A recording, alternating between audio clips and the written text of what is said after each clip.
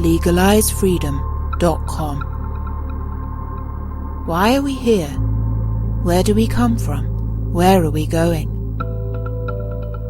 From the nature of reality to the future of humanity. Listen without limits. Unchain your brain. Change your thinking. Change your life. legalizefreedom.com.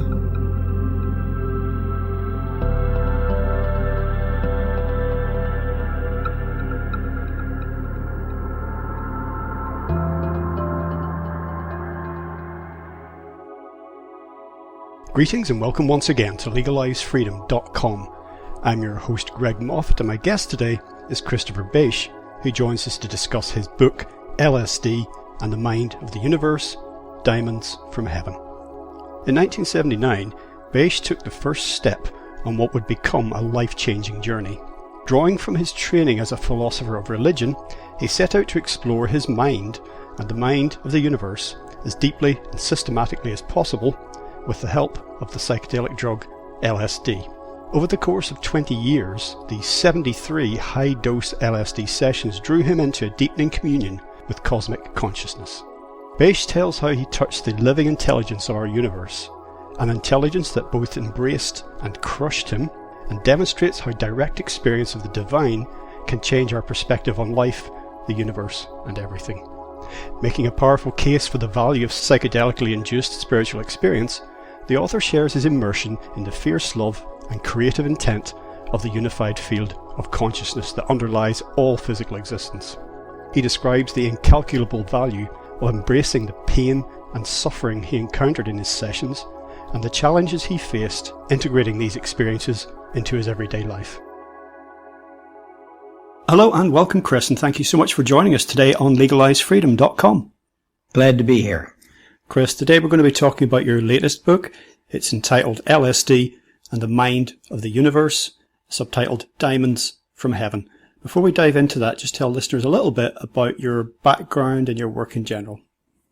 Well, I've been a university professor for most of my professional life, all of my professional life. I worked for 33 years as a professor in the Department of Philosophy and Religious Studies in Ohio, in a state university in Ohio.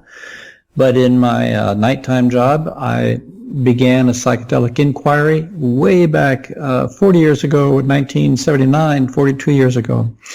And I worked for 20 years in high-dose psychedelic work, and then concluded that work in 1999 and published about it now in 2019. Well, having just recently completed your book, I have to say it's profoundly moving. It really is. I reread many parts of it, and I spent quite a lot of time pausing while reading it to think about what I was reading to try and assimilate it.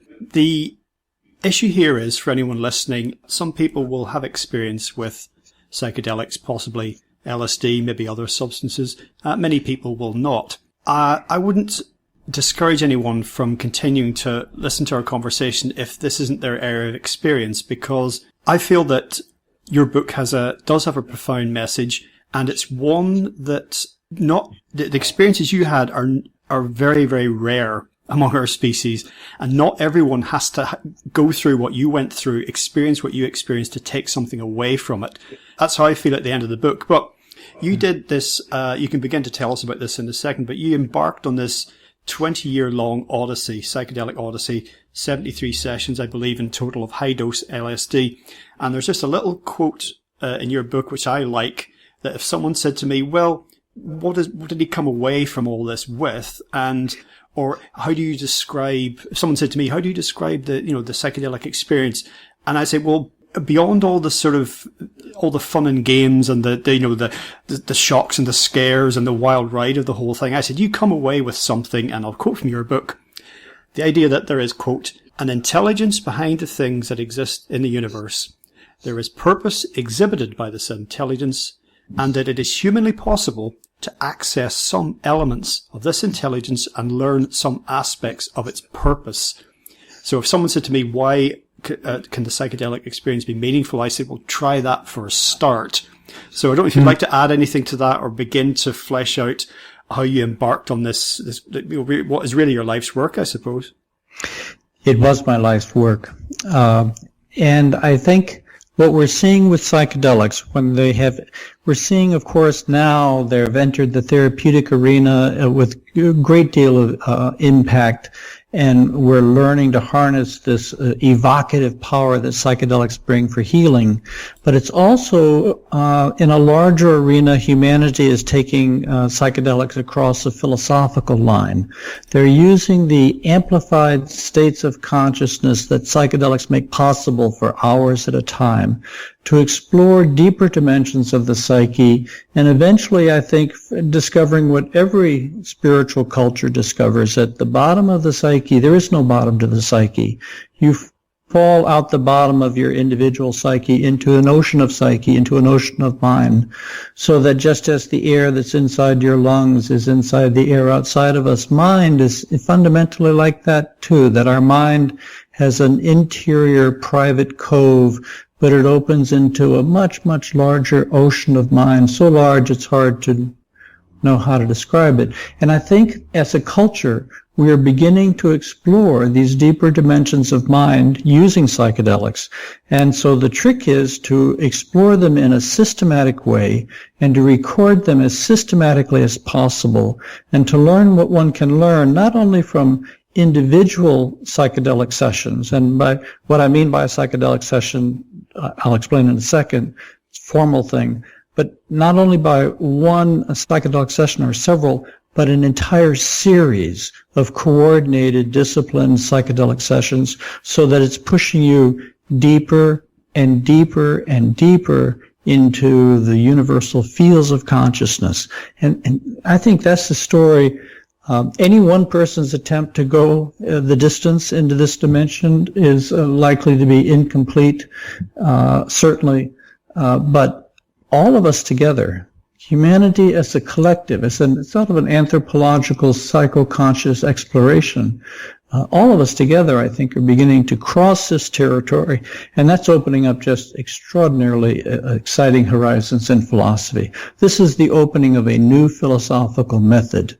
The systematic expansion of consciousness in disciplined setting, and then processing those experiences for their, in a sense, philosophical content.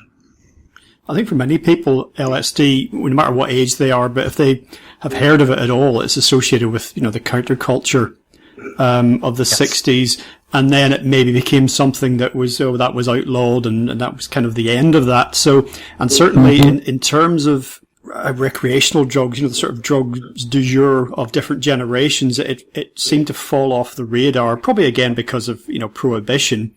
But certainly when I was growing up in the 80s and the 90s, it was around, but, and you could, if you went looking, you could find information about the research being done, serious research. But in terms of it, and it's kind of in popular culture, it was a historical thing to do with hippies, and it kind of disappeared. So for a lot of younger people, maybe, people of, your children's generation or even younger than that, it's something that's a sort of a very distant sort of cultural reference. And and I imagine there's a lot of people very surprised to learn about the research that has subsequently resumed, and, the progress that has been made. Because, for example, a lot of your own work, by necessity was done, in private, behind closed doors.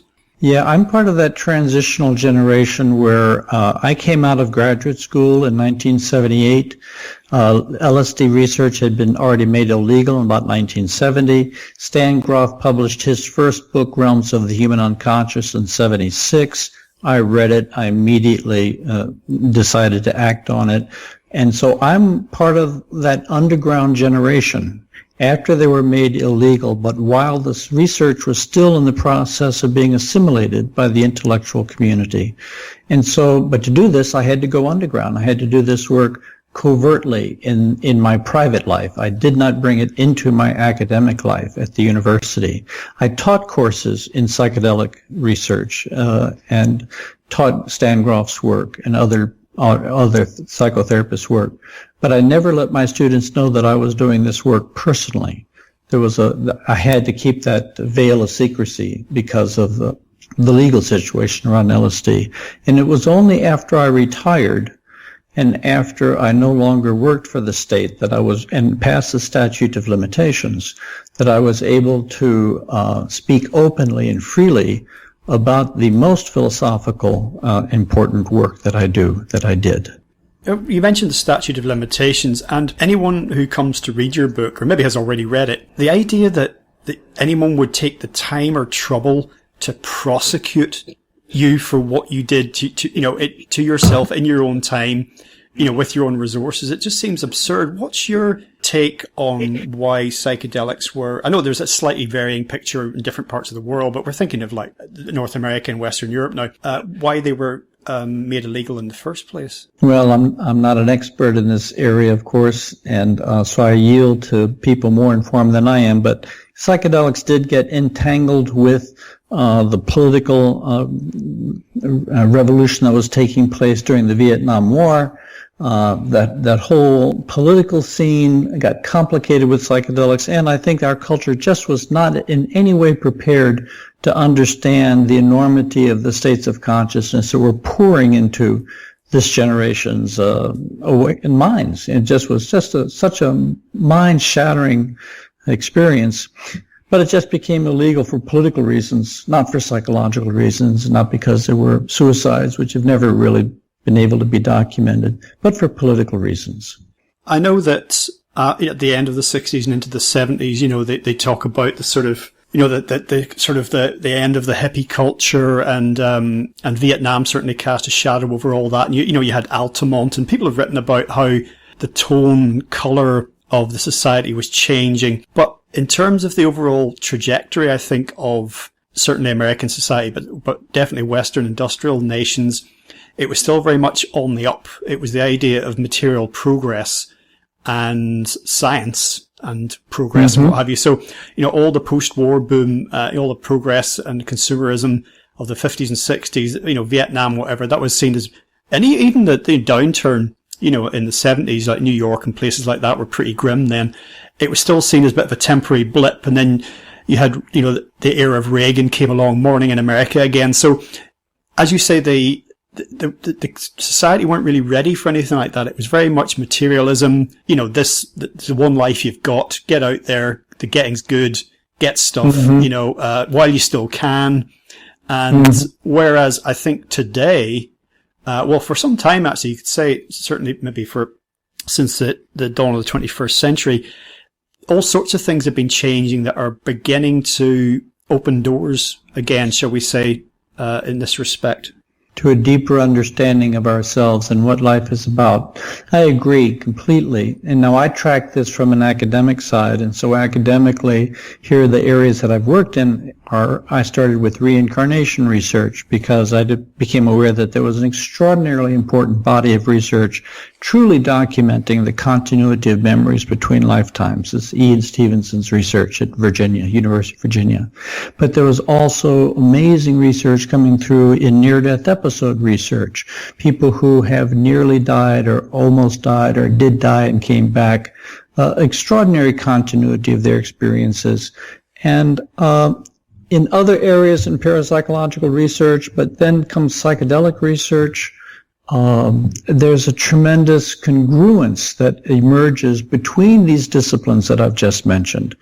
There is a fundamental overlap in their worldview, and that's a very exciting observation. And that's one of the things I was discussing in my second book, Dark Night, Early Dawn, when I first started talking about psychedelic experiences. Well, of course, some of the ideas that you're exploring in your new book, that you're documenting, say, these decades of your experiences, they're not new concepts. These are not new worlds, as it were. There's a lot of ancient cosmologies that reflect a lot of what you were experiencing. So I think that perhaps since the scientific revolution, or perhaps that combined with the industrial revolution, there's actually a relatively short period of time when we as a species have become completely cut off from some of these ideas, where things have become very fragmented and atomized and compartmentalized. And, the idea of us being completely separate from the worlds of nature around us.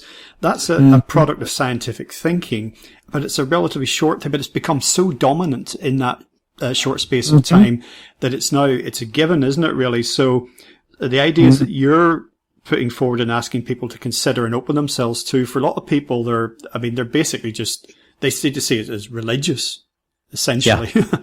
Yeah.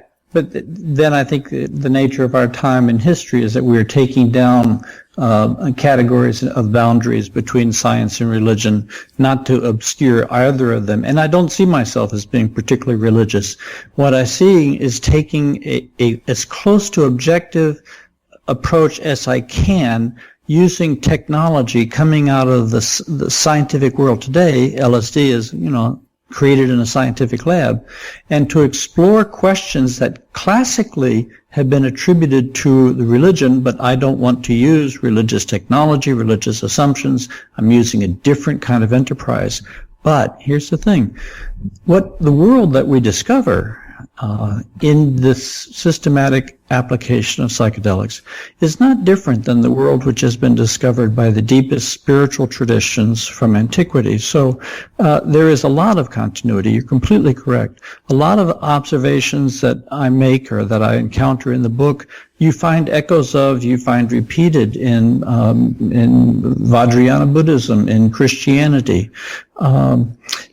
It's simply, what I think we have is a different technology, a different method for accessing these states. And again, I don't want to get into a comparison of how they're accessed in meditation or by natural means, and whether it's a difference when you access them in these temporary means using these synthetic substances. That's an important discussion. It's just a discussion that don't want to move into now. I think there's a profound phenomenological overlap between these experiences, so that, when I say these experiences, let me say a little bit more maybe about what I'm talking about, what kind of experiences we're talking about, because one of the challenging things in telling a journey, a 20-year journey, is describing the different stages of this long journey and the transitions at these key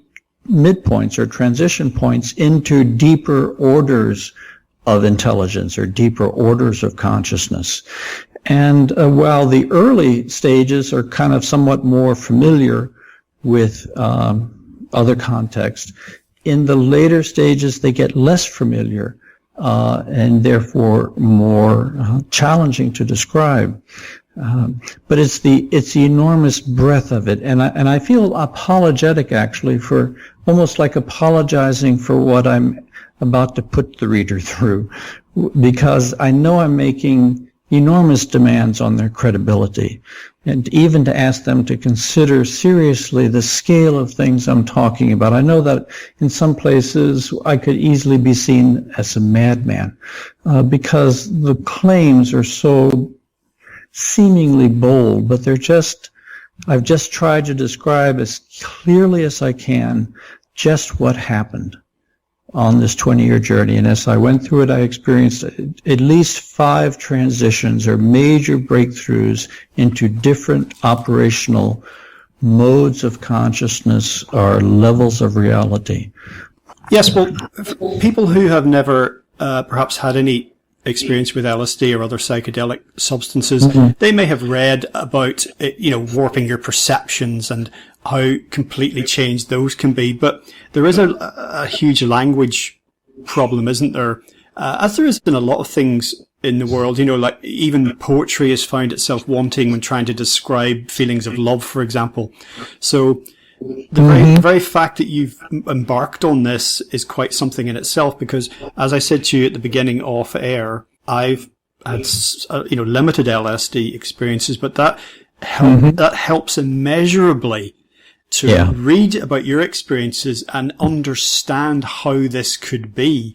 At least I've got my foot in the door and I can think, yes, I understand what he's saying. It's mind blowing. I can't imagine having the same experience, but I can understand at least 1% of 1% of 1% of what it might be.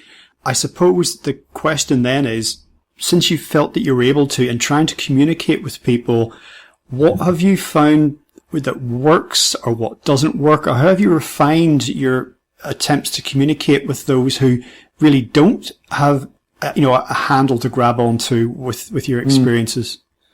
Well, I talk to, as you say, sort of two different groups of people. One are people who have psychedelic experience, and then that's one kind of conversation.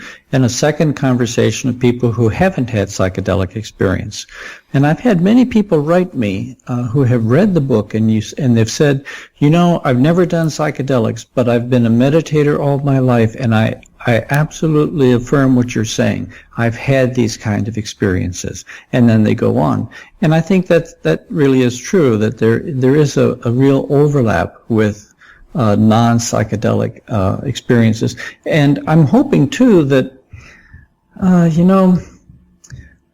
I'm really hoping that there will be people who read my book who aren't really interested in psychedelics but are willing to listen to the experiences that emerge, because they're about cosmology. They're about insights into how our life functions, how the universe functions.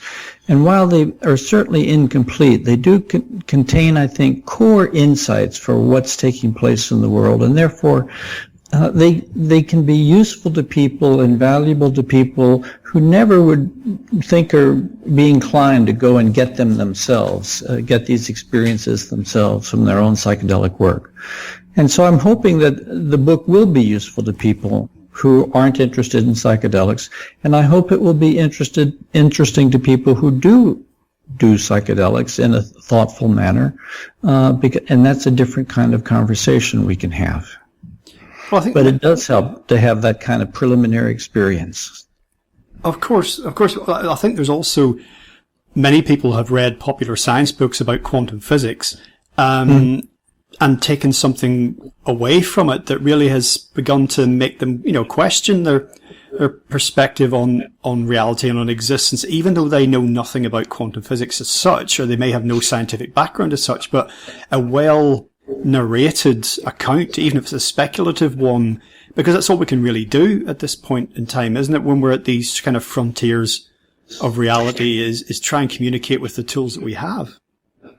Yes, and what's happening with psychedelics is that in addition to our incredibly powerful intellectual tools, now we have an opportunity to add a set of experiential tools so that we're actually unfolding experiences. Now, classically, the rational side of the community have really been suspicious of experiences. They prefer reason, as if reason weren't an experience. But I think what we're finding is that there are whole categories of experiences that are trustable, that are not they are not functions of pathology, or that they are clear and replicable and existentially valuable and insightful. And these are stable across sessions and across populations. So, yeah, I think it's just opening up all sorts of new possibilities for us. Well, the people who've listened to this show many times, some of them might roll their eyes about what I'm about to say, because I'm going to mention this thing about dreams yet again. When I was a child, particularly if I had a bad dream, and I went to the adults and told them about this, they would say, don't worry about it, it's not real. And I would wonder, in what sense was that not real? Because I woke in a sweat, or I woke up crying, or whatever. It felt pretty damn real at the time. So if I ever talk to people about psychedelic experience, and I'm trying to just give them, and they haven't had any, and I'm trying to just maybe give them a handle that would be useful, something to think about. I say, what's the weirdest dream you can remember? And they might say something, oh, I don't know. Well, there was this time when I found myself, flying around Saturn on the back of a jeweled elephant, and then suddenly realized I was the elephant, and then next thing I knew I was back on Earth having a chicken dinner, and then I was back on Saturn again. And I'd say, okay, well, that's pretty damn weird. I said, well, that's quite a trip, And I said, if somebody dosed you with LSD without you knowing, you might well find yourself doing something like that. Yeah. So at least it begins to show them how they could have an experience that warped reality beyond anything that they previously could conceive of. And, everybody has dreams. So, and, whatever people make of them. And now imagine that same kind of catalytic amplifying energy being internalized, entering what I call the Kiva, the southwestern Pueblo Native American hole in the ground, where they go into the hole in the earth and then pull up the ladder, and they sit in this hole in the earth centered around a fire and do the peyote, or the sacred sacrament. And I think all that catalytic energy that's in LSD, imagine it now internalized, not in engaging with the world, but staying in an absolute kind of meditative chamber with your eyes closed, and then having the experience amplified many times by the careful application of powerful music. To me, and then, of course, the dose levels I worked at, 500 to 600 micrograms, if I were to give kind of an analogy for what it's like over time, it really is kind of like this many times for this many years. It's like swallowing an atom bomb, or even more powerful, swallowing lightning. It doesn't just sort of melt the edges and let you open up piecemeal into the edges of your personal unconscious, but used at these levels and this sustained, it literally just blows your consciousness into pieces as you dissolve into what? I mean, into fields of consciousness, and just systematically blowing far, far afield for 5 hours at a time, 6 hours at a time, and then slowly congealing, bringing your experiences back into your human form again, where you can digest them for a couple of months before going out again. I did this on average, about 5 times a year during the period when I was working. So it's an unusually kind of deep participatory dissolving into the fiber of existence. And I think we have a lot of evidence for the patterns in the ayahuasca community, or the wonderful ayahuasca art when one dissolves in this systematic way as they do in Sainte Daime, the deeply visionary experiences and the layers and layers and layers of intelligent life in the spiritual world that ayahuasca art depicts.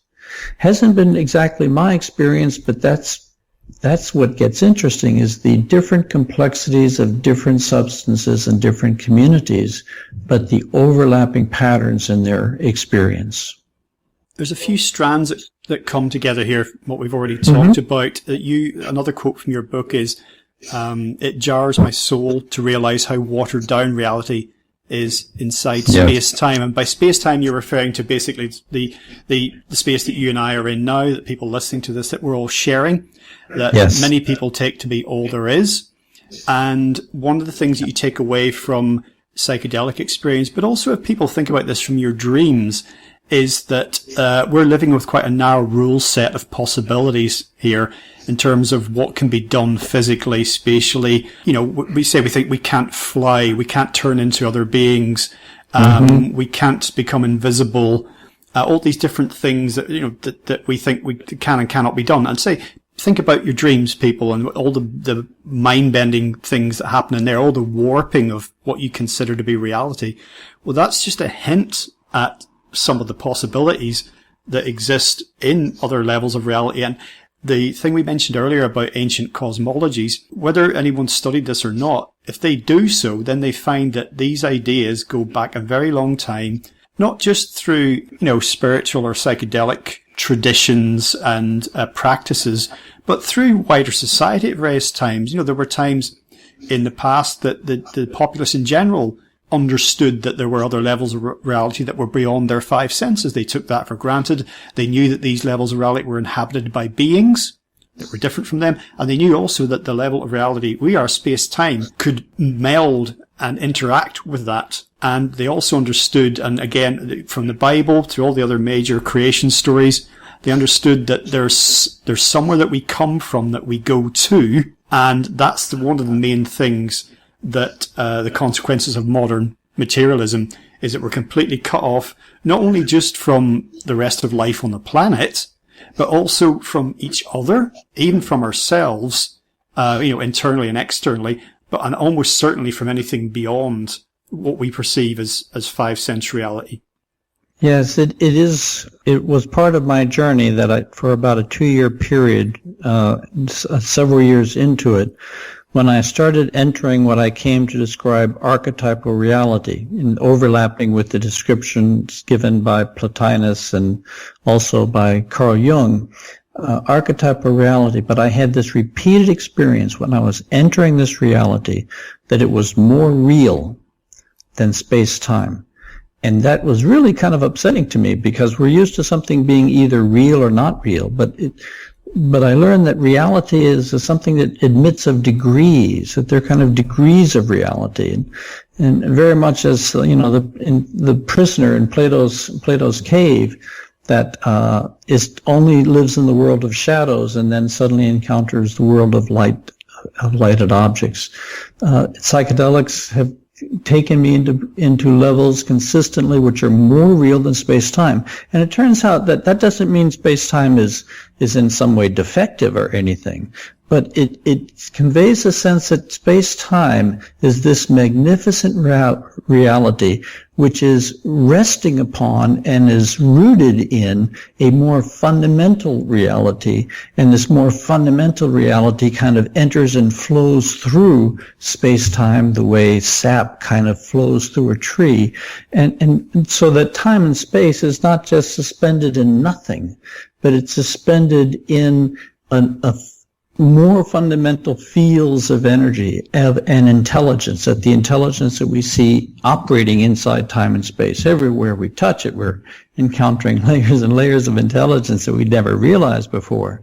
But all of that intelligence, which is space-time, is actually informed by, in ways that I don't begin to understand yet, but is structured by, influenced by, levels of reality that are more primary than this reality is. And that there are different degrees of reality even in those realities.